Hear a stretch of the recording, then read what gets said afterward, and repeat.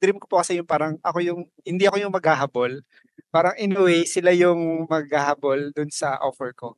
I'm Dexter Medina, and outside work, I also do fitness. I'm actually do part-time coaching for fitness niche. I'm really finding hard time getting clients. I actually do direct messaging, asing PM one-on-one, tas ang daming rejection.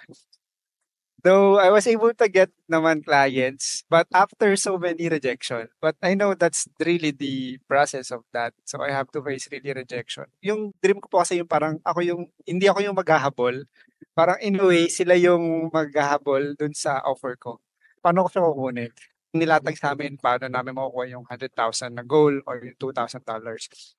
Tapos na-realize ko puwede pala kahit 5 client lang. Ayusin ko lang kung paano ko siya ipa-pricing gano'n, and then yung structure siyempre nung program. Actually may marami na po nagtatanong kung may program po ako.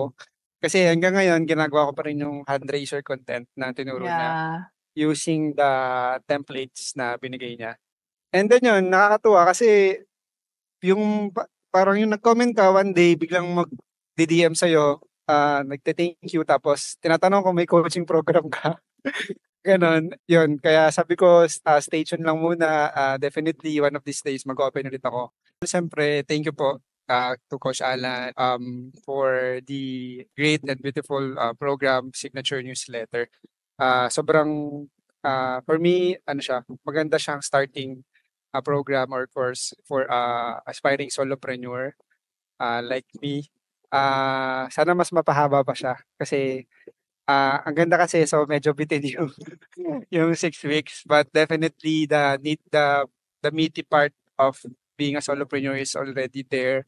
So which is sulit po para dun sa binayad namin and first on the first batch. So I'm really grateful um, na naging part ako nung first batch for Signature Newsletter. And I'm looking forward siyempre sa mga succeeding batches pa and improvements na ilalatag ni Coach Alan. Definitely I know knowing Coach Alan, definitely magkakaroon yan ng improvements and other offers